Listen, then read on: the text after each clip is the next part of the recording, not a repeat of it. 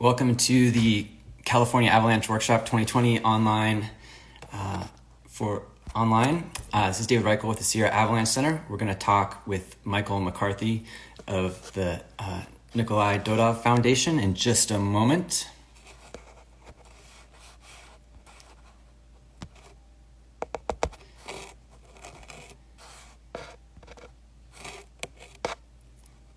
Just inviting Michael now.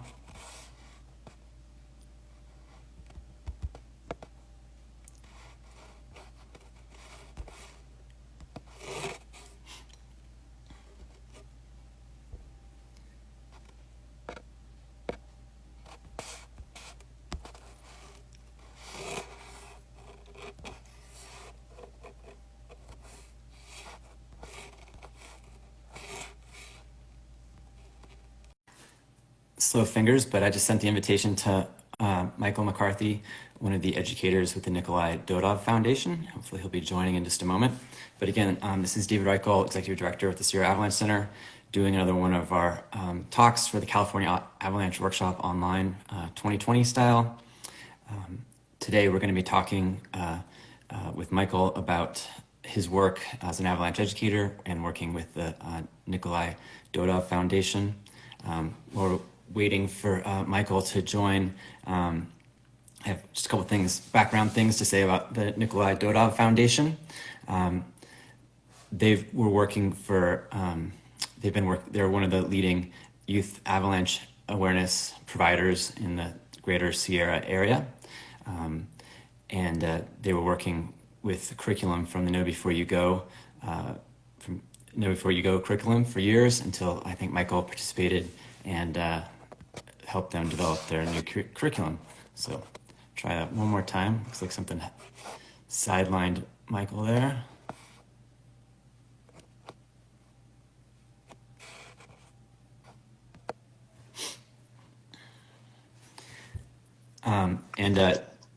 Michael. Hi. Howdy. Figured out how to do this.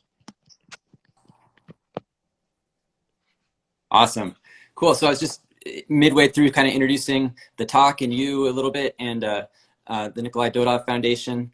So Natalia Dodov sent along some communication and she wanted me to be sure to give you ample credit for having been instrumental in developing the NDF Nickolay Dodov Foundation youth curriculum after they started out using the Know Before You Go curriculum. And I think that's been going on for about 3 years, and she's extremely appreciative of that.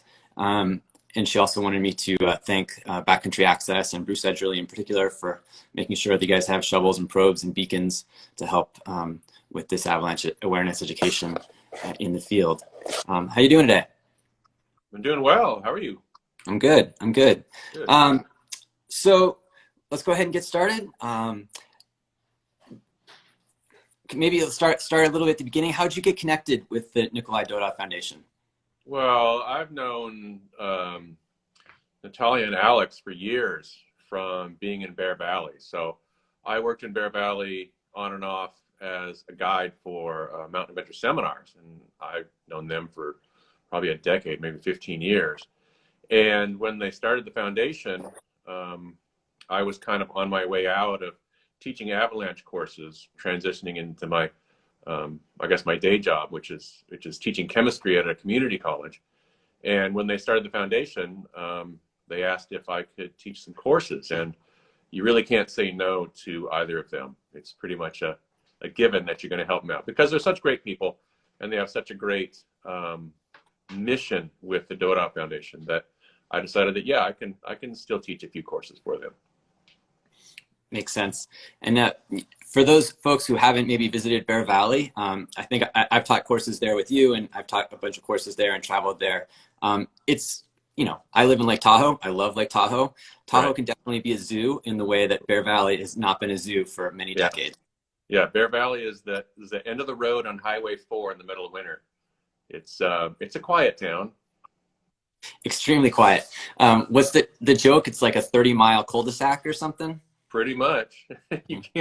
unless you have a sled, you're not going to go farther than the end of the highway at Alpine Lake there. Yeah, and there's a lot of charm to that as well. It's pretty cool. Awesome. So do you want to walk us through like the sort of technical, what are you most proud of with the changes that you sort of brought with the curriculum that the Nickolay Dodov Foundation is using? Yeah, so just a short background on me. I Sure. grew up in the mountains, little town of Leavenworth, Washington. So in the Cascade Mountains, learned to ski at a time I don't even remember learning to ski. I was so young, so it's in me, right? The mountains are where I'm most home. And I went and did a graduate degree in chemistry, and then I needed some decompression time and went and started becoming a guide and Avalanche educator. So during that time, as an Avalanche educator, I started teaching more in chemistry, and my whole my whole mission has been to try and be as good a teacher as possible. And to be a good teacher really means knowing how people learn, right? And it's the learning portion which I'm really focused on, not just me standing up yakking on about things. And so my mission with the Dodov Foundation is to have students, whoever they are, be engaged in the material. That is, forming their own knowledge through experience, through some sort of activity. Rather than me telling them how things work, we give them scenarios, we give them exercises that allow the student to build their knowledge about avalanche terrain and how we travel in it, how we use beacons, that sort of thing. And that's important for all learners, but especially if you're focused on youth, forcing them to fit some sort of old-fashioned adult learning model is probably not going to be a good time for them or you, or effective. Yeah, well, we don't want to do that with adults either. It's not the way we learn. Even though we've all sat in the classroom and listened to lectures on end for hours and hours, it's really not a great way to learn, because if you look at the stats, sitting in a classroom listening to a lecture, you retain about 5% of what you hear. So it's a horrible way to learn. So I try and change that with NDF. I have the students do activities. For instance, if you go to the SAC website, you'll see the problems of the day, right? Here's a wind slab, here's a storm slab, what have you. And we know what causes those conditions, and we can see, or rather we have the professionals give us the conditions of the day or of the week. And my approach on something like that is to say, all right, let's give those conditions to a student in a very simplified, broken down way. Here's what the conditions are. Which of these problems does it apply to?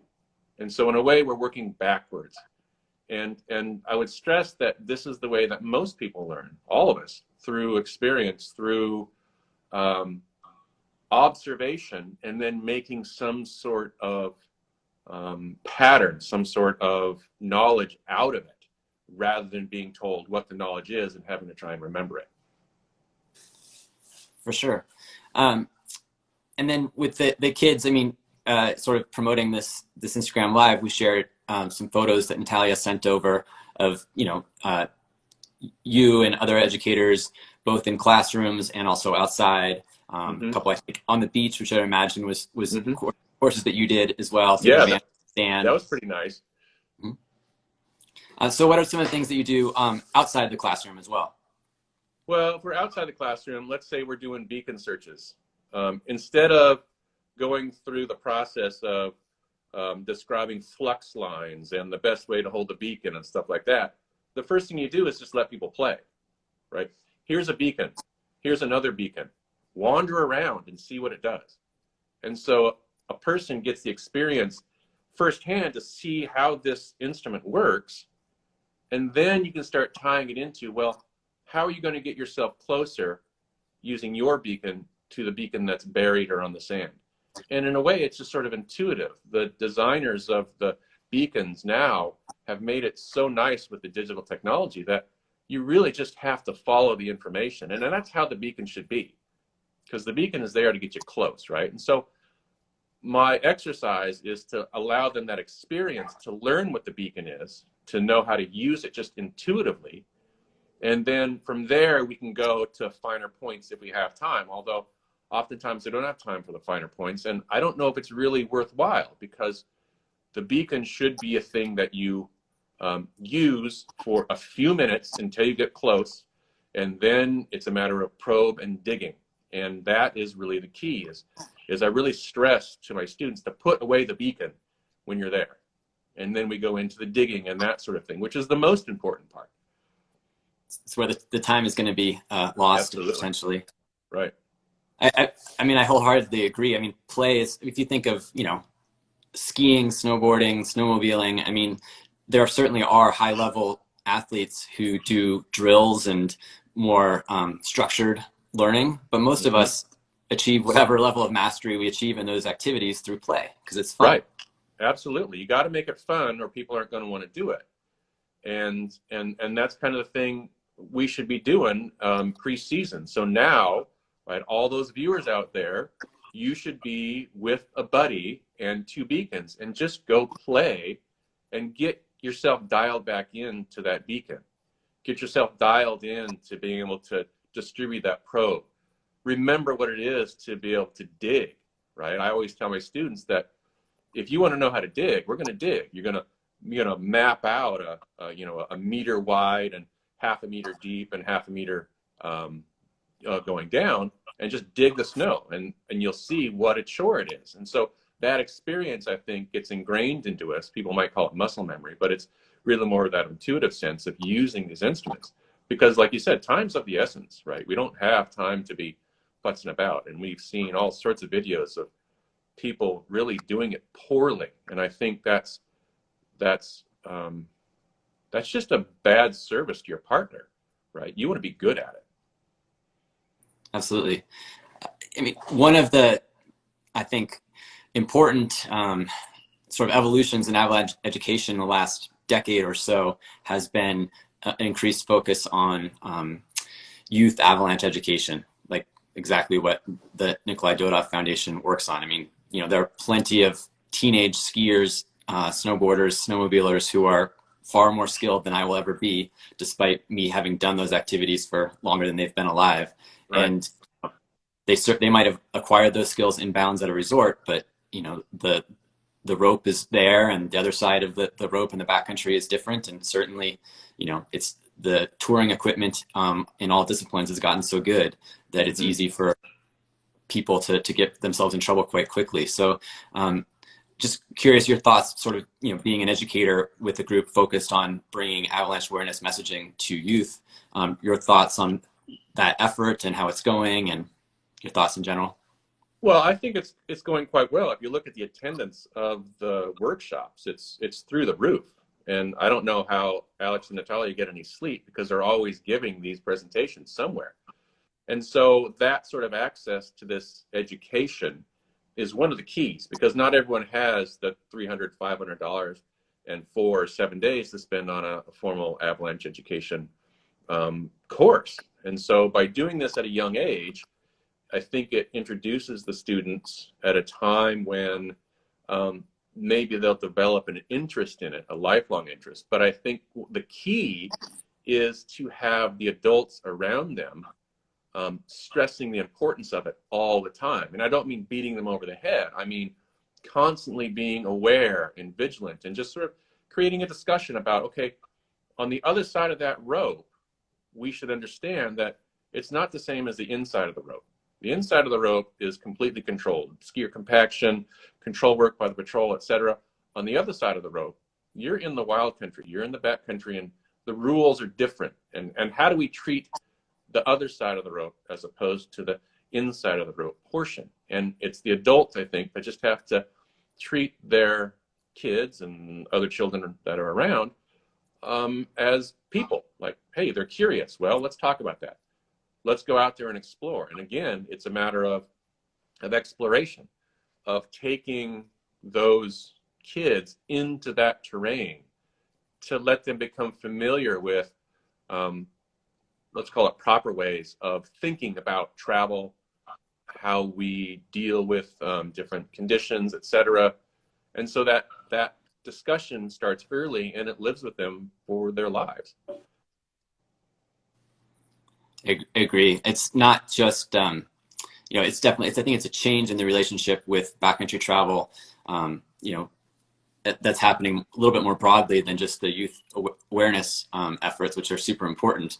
But, you know, resorts recognizing that their clients aren't going to stay in bounds and sort of helping with that messaging and sort of getting our you know, baseline average awareness a little bit higher. Right, which is, I think, the responsibility of our community, right? The people who live around the lake and north and south of it. You know, there needs to be a significant portion of that, of those people who are creating these discussions, so that it's always a thing that's talked about. You know, not necessarily ad nauseum, but at least it is an awareness in the community. Agreed. Cool. Are there any other activities or anything you want to highlight that you know, think back fondly from some of the courses that you've taught for the Nickolay Dodov Foundation? Well, the beach was fun. That was pretty nice to be able to do beacon searches on the beach. You know, with kids, it's a whole different ball game, right? I've tried using a very structured way of say, using the probes for something, and that just doesn't work. You know, they want to use them as spears and all that. So you really have to get them out there quick. And the best part is creating games. And so, you know, you give them time to play with the beacons, and then you start up, okay, let's have a competition. Who can find these beacons the quickest? And so I think that is really more of the competitive play that might drive a lot of the students to just use their beacons and to think about the terrain. You know, they're not really going to think about in-depth stuff for a while until they get older, and that's fine. They, you know, I don't think they really should, but they should at least be aware of the basics. And it's a different way teaching children, because, you know, I'm no expert in teaching children. I just sort of found some way to try and get them engaged, and that's really all we can be expected to do. Yeah. Do you have any thoughts as a, you know, an adult being active in providing Avalanche education to youth, and just sort of I mean, I have no perfect answer to this question myself, but, you know, the risk of exposing knowledge that's potentially dangerous in some way to a kid, but it's also, you know, the kids are likely to be engaged in this dangerous activity in the near future, and providing them, you know, life-saving information, and sort of that paradox. Yeah, well, they're going to be curious, and they're going to do what kids do. And so, you know, it would be almost criminal of us if we tried to limit and say no, and say, you're not old enough to learn this. It's just because it's never going to work. So I think the best thing we can do is to engage them, is to say, hey, what are you interested in? Well, let's talk about that. Let's actually go out there and do it. You know, trying to limit their exposure is, of course, a responsibility of adults, so they don't get into really precarious situations. But they do need to get out there and just see what it's like to understand the environment. And again, I'm no expert in children. I just know that as people, you're not going to keep us roped in, right? I mean, how many tracks do we see going under the rope and back in? So we might as well try and activate people into being interested in really doing it safely. Yeah, it's last, I guess, December, I taught a course to extremely high level kids, you know, like sort of junior Olympic team type kids. It was actually partially at the Olympic Training Center in Utah. And, you know, that was just such a question for me. Like, you know, these kids were small and they were incredibly skilled in their activities, but, and, you know, I'm sure much better skiers, downhill travelers than I am. But it was interesting. Like, you know, obviously they should not be like really making, big decisions, I think, in terms of where they go. Right. But they absolutely need to have the skills. They're going to be doing that soon. And also hopefully the adults around them are taking them out there in appropriate places and appropriate times, because, you know, so much of backcountry in winter, you know, is relatively safe and an appropriate place for, Right. you know, kids of that type to enjoy and to play and acquire the skills, take the sort of baby steps that will eventually lead to, you know, more of like an adult type of mastery. But that is, I definitely pondered that a bit in that course. Like, Yeah. you know, what's appropriate, what's helpful, what's maybe a little bit too much. Right. I think we need to take the mystery out of it. We need to take the forbidden out of it, and to show them why we do these things. And they'll understand. I mean, they're cognizant enough to understand those sorts of things.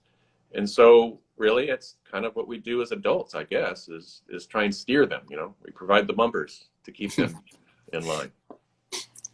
Awesome. We try. Yeah. Excellent. Any other closing thoughts?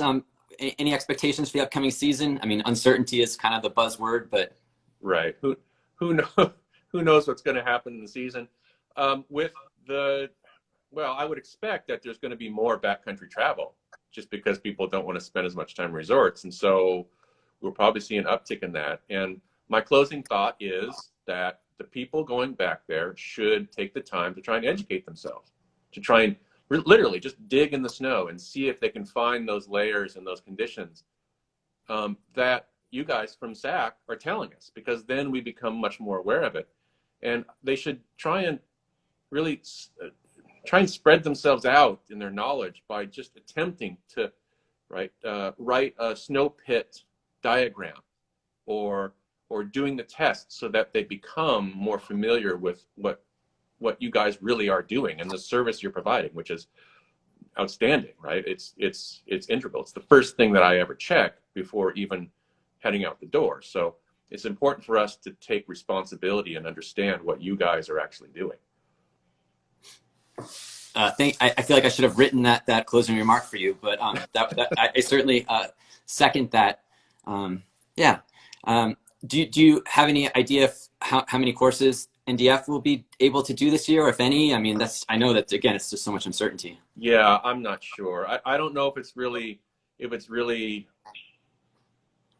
prudent, right? With the COVID, being in a room face to face with people, even outside, which would be a little better, could work. But with the uptick in cases, it might not be a good idea to do that. Now, can we do it over video like this? Challenging. I spend a lot of time teaching chemistry.